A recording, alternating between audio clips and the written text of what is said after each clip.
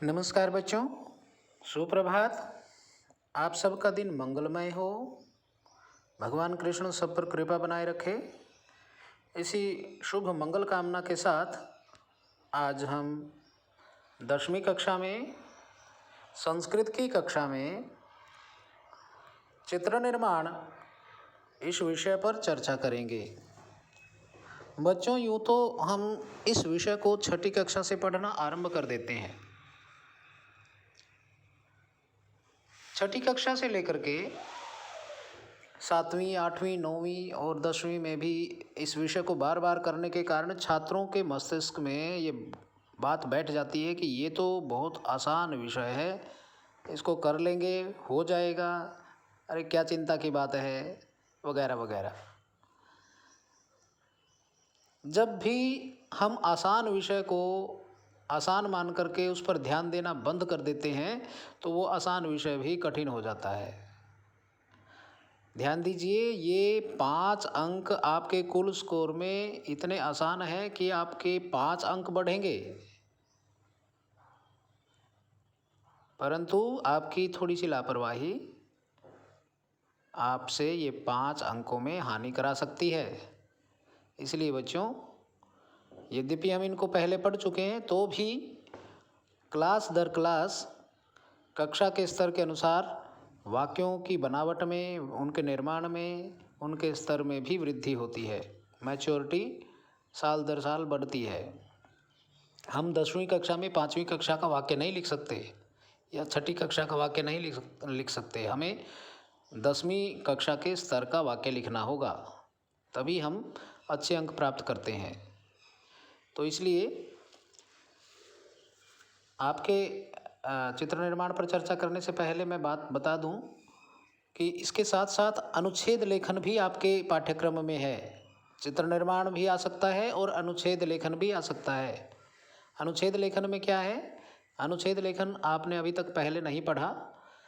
अनुच्छेद लेखन में कोई टॉपिक दे दिया जाता है, जैसे दशहरा है, दिवाली है या आतंकवाद है।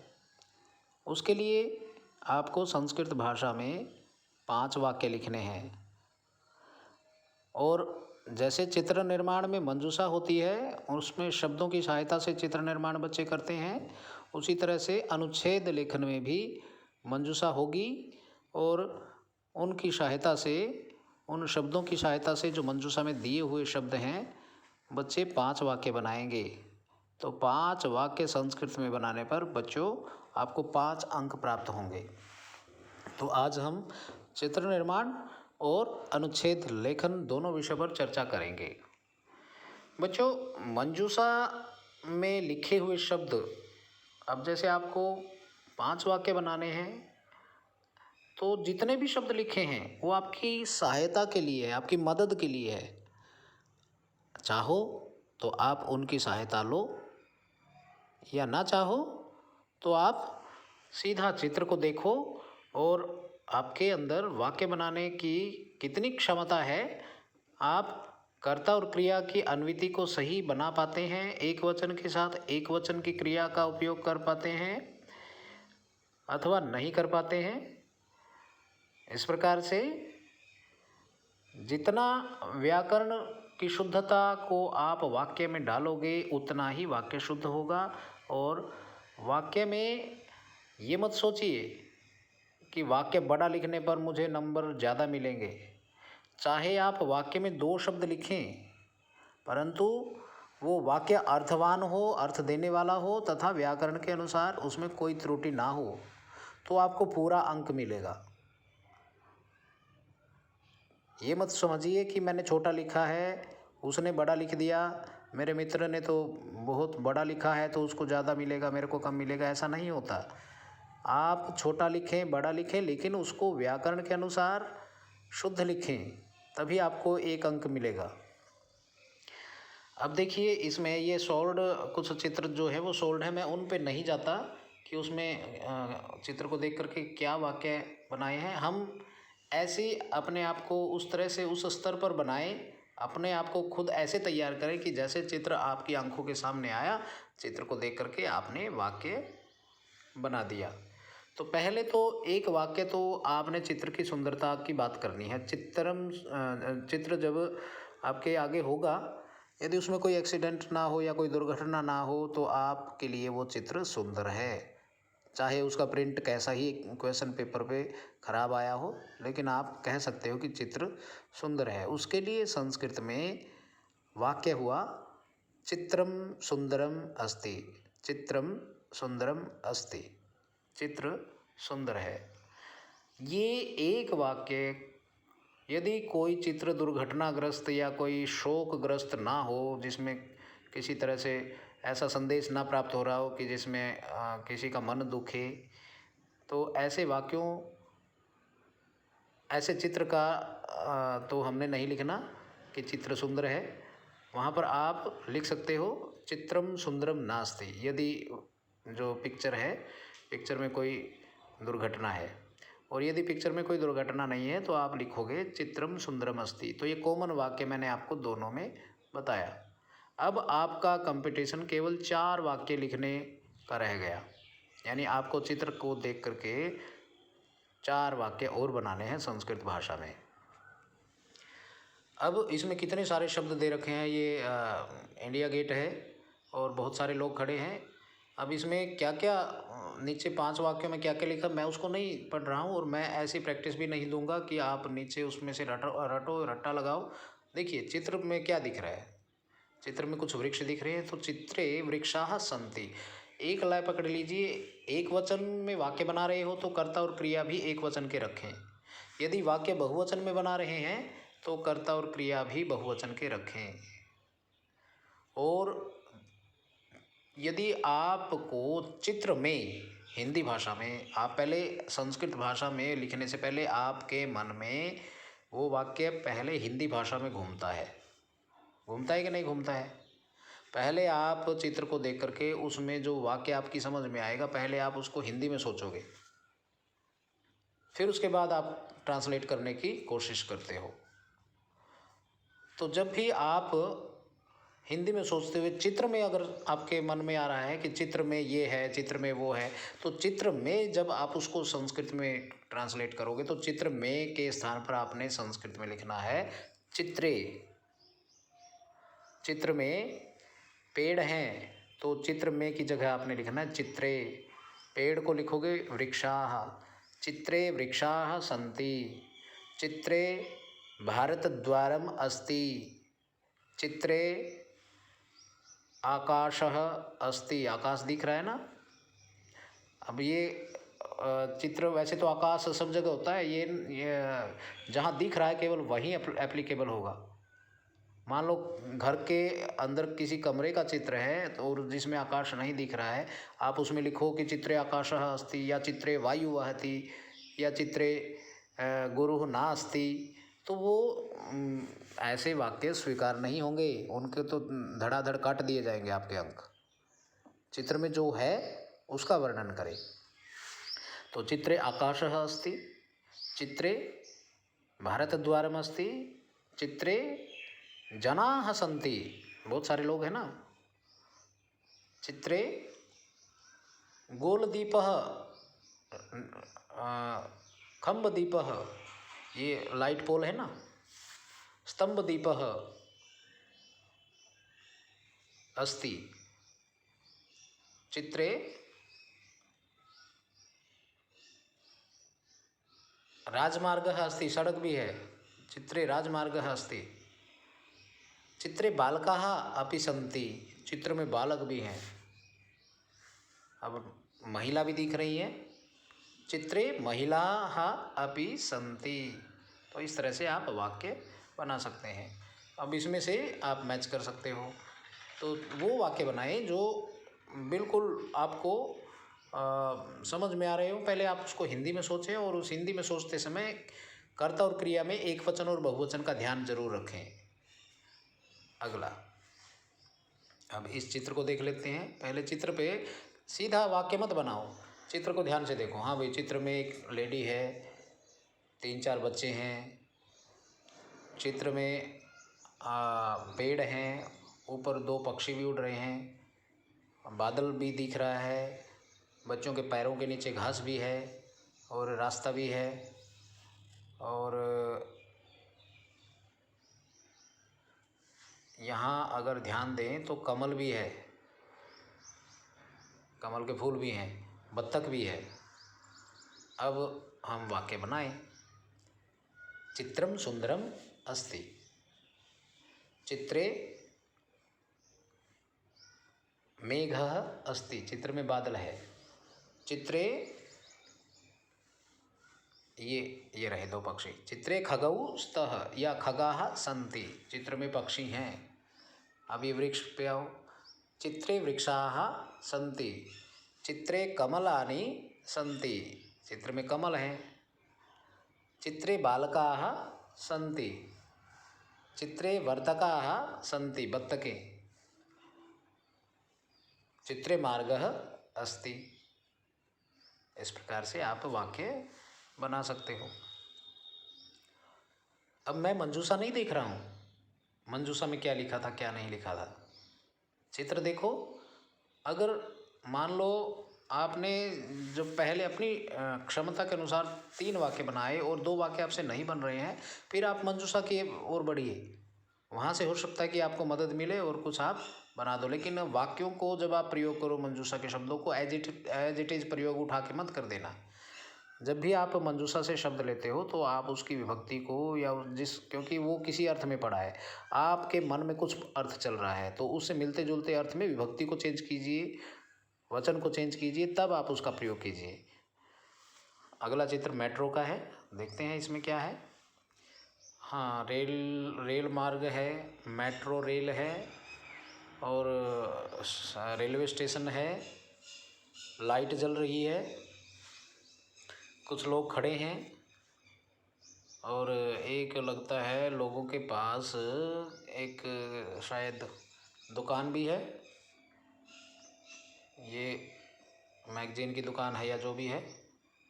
और चित्र में ज़्यादा भीड़ नहीं है, ज़्यादा लोग इसमें नहीं हैं। तो चित्रम सुंदरम अस्ति। चित्रे विद्युतः अपि अस्ति।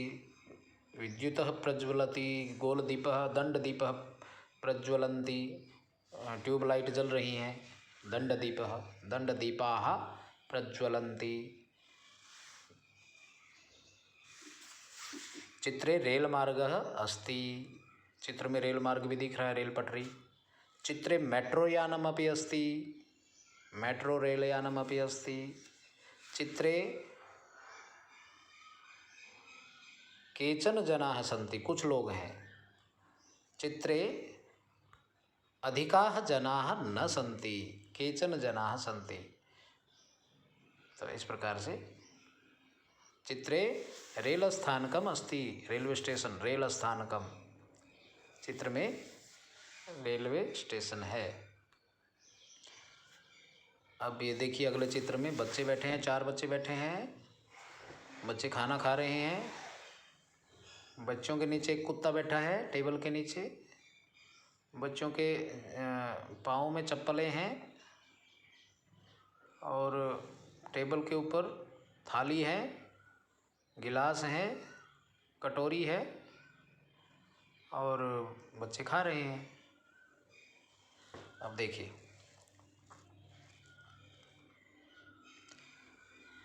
चित्रम सुंदरम अस्ति, पहला वाक्य। चित्रम सुंदरम अस्ति। चित्रे चत्वारः बालकाः सन्ति। अगर आपको चत्वारः नहीं लिखना था तो चित्रे बालकाः सन्ति। जहाँ पर आपको डाउट हो उस शब्द को छोड़ दीजिए, वो आपकी गलती होने पर नंबर कटवा सकता है। जो बिल्कुल आपको सही आता है उसी को लिखिए। चित्रे बालकाः भोजनं कुर्वन्ति। निश्चयी कुक्कुरः अपि अस्ति। बालकानां पादैः सह, बच्चों के पाँवों के साथ कुत्ता बैठा है। कुक्कुरः उपविशति। चित्रे चषकाः सन्ति, चषकः गिलास, चषकाः सन्ति। चित्रे चमसाः सन्ति, चम्मच भी है हाथों में। बालकाः तण्डुलं खादन्ति, बच्चे चावल खा रहे हैं। स्थाल्याम भोजनम अस्ति, थाली में भोजन है। बालकाः प्रसन्नाः सन्ति, बच्चे खुश हैं। तो इस प्रकार से आप वाक्य बना सकते हो। अभी देखिए यहाँ पर एक्सीडेंट है। अब यहाँ कहेंगे चित्रम सुंदरम अस्ति तो ये मूर्खता होगी, इसलिए चित्रम सुंदरम नास्ति, चित्रे दुर्घटना अस्ति, चित्रे द्वे कार्याने स्तः, चित्र में 2 कार हैं। चित्रे जनाः सन्ति, चित्रे बालकाः अपि सन्ति, चित्रे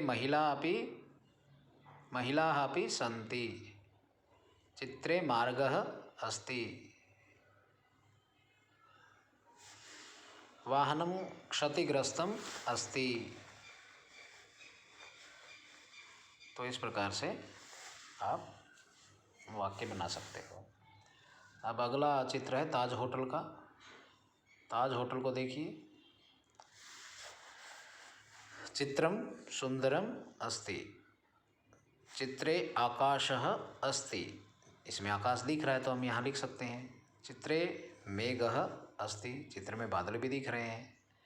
चित्रे जनाः अपि सन्ति, चित्रे ताज होटल इति भवनम अस्ति, चित्र में ताज होटल भवन है।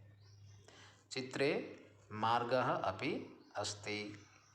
तो इस प्रकार से हम वाक्य बना सकते हैं। 7वां वाक्य, ये चित्र में बच्चा बैठा है, बच्चे के आगे पुस्तक है, एक स्टैंड में बल्ब है, पीछे घड़ी है, दीवार घड़ी है, कुछ पुस्तकें रखी हैं, एक कैलेंडर भी टंगा हुआ है और अलमीरा में पीछे पुस्तक रखी है। तो ये हमारे सामने चित्र में दिख रहा है। एक दीवार पर एक फ़ोटो भी है, तस्वीर भी है। आइए हम इसका निर्माण करते। तो पहले तो कहेंगे चित्रम सुंदरम अस्ति, चित्रे बालकः अस्ति, बालकः अध्ययनं करोति, चित्रे भित्तौ घटी अस्ति, या चित्रे घटी अस्ति, चित्र में घड़ी है। चित्रे पुस्तकानि सन्ति, चित्रे भित्तौ दृश्यचित्रमस्ति, कोई सीनरी है। चित्रे कैलेंडर पत्रमपि अस्ति, काष्ठफलकम्, चित्रे तिथिपत्रमस्ति, चित्रे कपाटमस्ति। तो इस प्रकार से आप वाक्य बना सकते हो। चित्रे उत्पीठिका अस्ति, मेज, उत्पीठिका, काष्ठफलकम्। अगला वाक्य, पहाड़ हैं, एक वायुयान एरोप्लेन उड़ रहा है, बादल दिख रहे हैं, आकाश है, और यहाँ पर नीचे यहाँ देखें तो इस कॉर्नर में वृक्ष भी हैं, यहाँ देखें तो चित्र में वृक्ष भी हैं, और पहाड़ बहुत ऊंचे हैं, बर्फ़ भी दिख रही है पहाड़ों पे, तो पहाड़ों की चोटी दिख रही है। चलिए इसके भी बना लेते हैं। चित्रम सुंदरमस्ति, चित्रे वायुयानमस्ति, चित्रे मेघाः सन्ति, चित्रे आकाशः अस्ति, चित्रे वृक्षाः सन्ति, चित्रे पर्वतशिखराणि सन्ति। अब बर्फ़ पड़ रही है तो चित्रे हिमपातः निपतति, हिमपातः भवति, चित्रे हिमपात हो रहा है, चित्र में बर्फ़ पड़ रही है। इस प्रकार से आप वाक्य बना सकते हैं। अब है नीचे ये चीन की दीवार नज़र आ रही है मुझे, अगर मैं सही हूँ तो। और इसमें एक महिला है, 2 व्यक्ति हैं और कुछ पौधे हैं, कुछ पेड़ हैं। और बच्चों आकाश में बादल हैं और आकाश में बादल में के साथ साथ यहाँ पर देखें तो ये 2 पक्षी भी नज़र आ रहे हैं। इस प्रकार से हम इसको बनाएंगे। चित्रम सुंदरम अस्ति, चित्रे महिला अस्ति, चित्रे 2 जनौ स्तः, चित्रे मार्गः अस्ति, चित्रे चीन भित्ति, चीन की दीवार, चीन भित्ति अस्ति, चित्रे वृक्षाः सन्ति, जनाः भ्रमन्ति, लोग घूम रहे हैं, चित्रे खगाः सन्ति, चित्रे आकाशे मेघाः सन्ति। इस प्रकार से आप वाक्य बना सकते हैं। उसके बाद है 10वां चित्र आ गया है। इस चित्र में एक अध्यापक है, बच्चे आगे कक्षा में बैठे हैं, वृक्ष है और बादल हैं और 2 पक्षी यहाँ भी उड़ रहे हैं, भवन हैं बड़े बड़े। तो चित्रम सुंदरम अस्ति, चित्रे अध्यापकः अस्ति, चित्रे बालिकाः सन्ति, चित्रे बालकाः सन्ति, चित्रे वृक्षाः सन्ति, चित्रे भवनानि सन्ति, चित्रे खगाः सन्ति, चित्रे मेघाः सन्ति, चित्रे पादपाः सन्ति, पौधे, वृक्षाः वृक्ष, तो बड़े हैं तो उसको वृक्ष कहते हैं और जो छोटे छोटे होते हैं तो घास को पौधे। चित्रे पादपाः सन्ति, अध्यापकः पाठयति, अध्यापक पढ़ा रहा है, छात्राः शृण्वन्ति और छात्र सुन रहे हैं। लो जी, ये इस तरह से आप नेक्स्ट जो पिक्चर है इसमें देखिए। यहाँ बहुत सारी भीड़ है, सड़क है, राजमार्ग है और बहुत सारे वाहन हैं और चौराहा है बीच में, इधर भी जा रहे हैं लोग, उधर भी जा रहे हैं। इस प्रकार से हम इसको देखें तो चित्रे राजमार्गः अस्ति, चित्रम सुंदरम अस्ति, चित्रे यानानि सन्ति, चित्रे जनाः सन्ति, चित्रे आपणः अस्ति, बाजार, आपणः, चित्र में बाजार है। चित्रे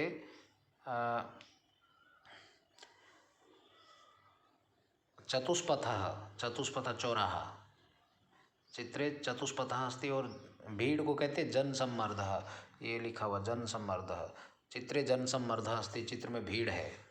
तो इस प्रकार से हम इस चित्र को बना सकते हैं। अब ये खिलौनों का चित्र आ गया, मेला लगा हुआ है, मेले में बच्चे हैं और कुछ बच्चे अपने वेशभूषाएँ खरीद रहे हैं।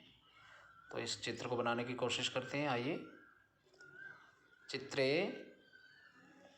कंदुकानि सन्ति, चित्र में खिलौने हैं, चित्रे मिष्टान्नम अस्ति, ये थाली में रखा है, लड्डू रखे हैं, चित्रे मिष्टान्नम अस्ति, चित्र में मिठाई है, चित्रम सुंदरम अस्ति, चित्र सुंदर है, चित्रे बालकाः सन्ति, चित्र में बालक है, चित्रे वृक्षाः सन्ति, चित्र में वृक्ष भी हैं, चित्रे दोला अस्ति, दोला जो घूमता है चारों तरफ, हिंडोला, जिसमें बच्चे झूलते हैं, चित्रे वातफोटकानि सन्ति, चित्र में गुब्बारे हैं, वातफोटकानि सन्ति, चित्रे बालकाः खेलन्ति, चित्र में बालक खेल रहे हैं, चित्रे एका महिला अपि दृश्यते, चित्र में एक महिला भी दिख रही है। तो ये था बच्चों चित्र निर्माण। इस प्रकार आपने ये अभ्यास कार्य जो आगे चित्र दिए हुए हैं ये आपने खुद करने हैं। मैंने 10-11 चित्रों का अभ्यास आपको कराया, 12 चित्रों का। आगे आपने खुद अभ्यास करना है और ये अपने वाक्य बनाने हैं। तो इस प्रकार आप 5 चित्रों का अभ्यास घर से करेंगे। इसके अतिरिक्त एक विषय और है जिस पर हम चर्चा कर लें, वो है अनुच्छेद लेखन। बच्चों, अनुच्छेद लेखन में यहाँ पर आपका जो मूल आधार ज्ञान है, बेसिक नॉलेज है, वो आपके काम आएगा। अब यहाँ पर विषय दे दिया जल प्लावनस्य दृश्यम, यानी इसका अर्थ है बाढ़ का दृश्य। ये सोल्ड है भाई, बाढ़ आने पर क्या क्या होता है। आप जैसे ही ये पढ़ें तो आपके मन में वो बातें आ जानी चाहिए, और वो छोटे छोटे से वाक्य आपने फिर 5 वाक्य जोड़ जोड़ करके बनाने हैं। अब देखिए, बाढ़ आती है तो क्या होता है। जल प्लावने जनाः स्वगृहे भवन्ति, लोग अपने घर में होते हैं।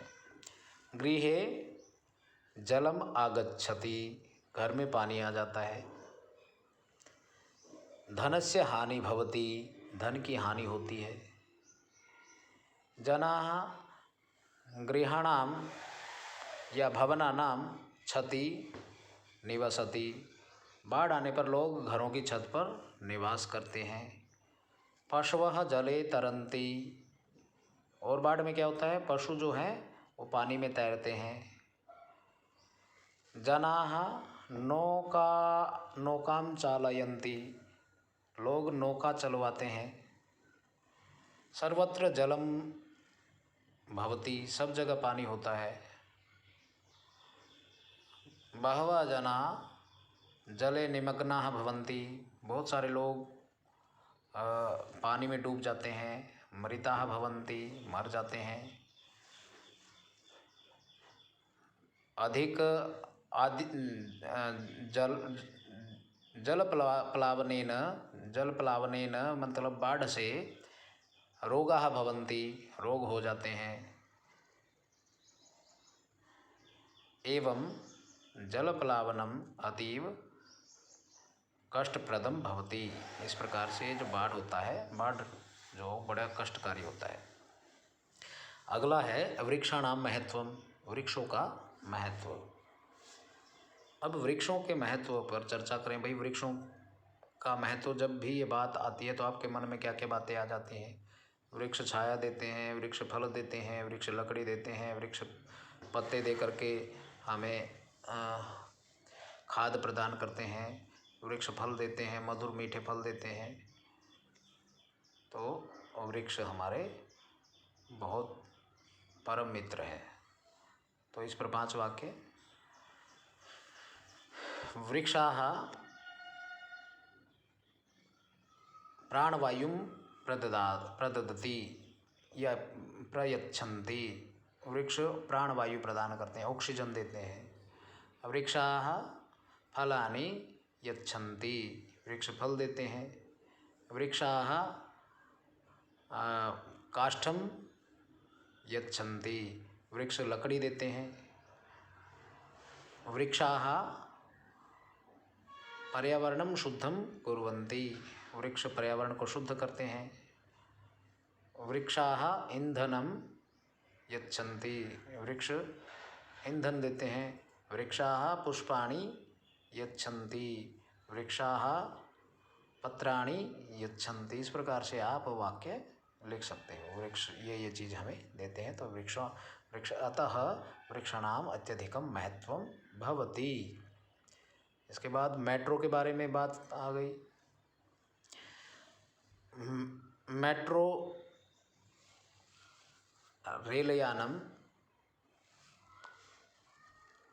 अतीव सुंदरम यातायात साधनम अस्ति। मेट्रो रेलयान बहुत सुंदर साधन है। मेट्रो संपूर्ण मेट्रो रेलयानम वातानुकूलितम भवति। सारी जो मेट्रो ये रेल होती है वो एसी होती है, एयर कंडीशनर।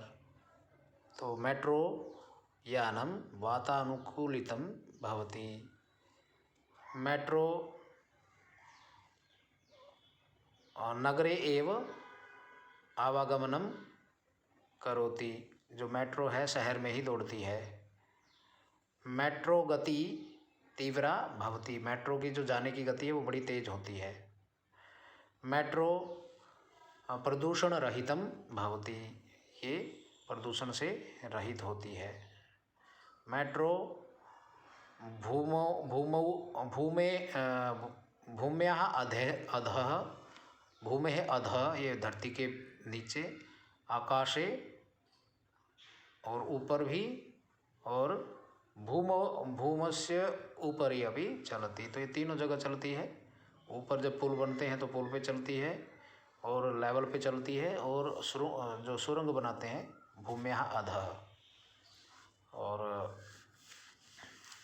मेट्रो याने सहस्राः जनाः यातायात आवागमनं कुर्वन्ति। मेट्रो में हजारों लोग आवागमन करते हैं, यात्रा करते हैं। सहस्र जनाः यात्रां कुर्वन्ति। तो इस प्रकार से आप मेट्रो के बारे में बातचीत कर सकते हो। मम विद्यालय, ये मेरा स्कूल, इस पर आप पहले भी लिखते आए हो। तो मम विद्यालय कुरुक्षेत्र नगरे स्थितः। विद्यालये क्रीडाक्षेत्रमस्ति। विद्यालये 100 से ज़्यादा अध्यापक हैं, तो सहस्र अधिकम अध्यापकाः, शताधिकम अध्यापकाः सन्ति। विद्यालये सङ्गणककार्यशाला, कंप्यूटर लैब अस्ति। विद्यालये रसायनशाला, भौतिकी शाला यानी रसायनशाला, केमिस्ट्री लैब, भौतिकी शाला, फिजिक्स लैब, ज्योग्राफी इसको कहेंगे, भूगोलशाला अपि अस्ति, गणितशाला अपि अस्ति। चलिए, इसके बाद अगला विषय है विद्यालय में स्वच्छता। स्वच्छता अत्यंतम अनिवार्य अंगम अस्ति। स्वच्छता बहुत अनिवार्य अंग है। बालाः विद्यालये कर्गदपत्राणि न क्षिपन्ति। यदि क्षिपन्ति तर्हि न उचितम। बच्चे विद्यालय में कागज पत्र फेंक देते हैं, नहीं फेंकते हैं, और यदि फेंकते हैं तो वो ठीक नहीं है। विद्यालय स्वच्छता अस्माकं कर्तव्यम। विद्यालय में स्वच्छता हमारा कर्तव्य है। स्वच्छतां प्रति छात्राः ध्यानं यच्छन्ति। स्वच्छता के प्रति बच्चे ध्यान देते हैं।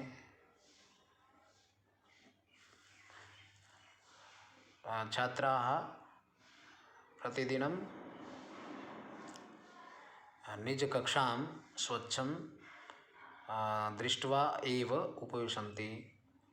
बच्चे अपनी कक्षा को साफ सुथरा देख करके उसके बाद ही कक्षा में बैठते हैं। यदि कहीं साफ सुथरा नहीं है तो बच्चे उसमें फिर पीएन को या स्वीपर को बुलाते हैं। अगला विषय है हमारा देश भारत। तो इसके बारे में तो बहुत सारी बातें लिखी जा सकती है। भारतम अस्माकं देशः अस्ति। भारते अनेकाः नद्यः सन्ति। भारते पर्वताः सन्ति। भारते स्थल विस्तृतस्थानम् अस्ति। भारतदेशे हिमालयपर्वतः अपि अस्ति। भारतदेशस्य राजधानी दिल्लीनगरमस्ति।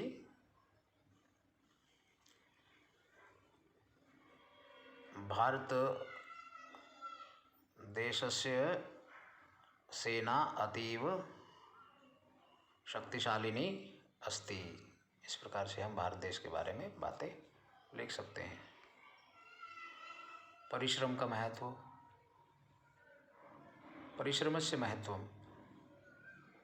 परिश्रम के बारे में बातचीत करेंगे तो सारी बातें आपके मन में आ जाएंगी। परिश्रमः जीवनस्य अनिवार्यम् अंगमस्ति।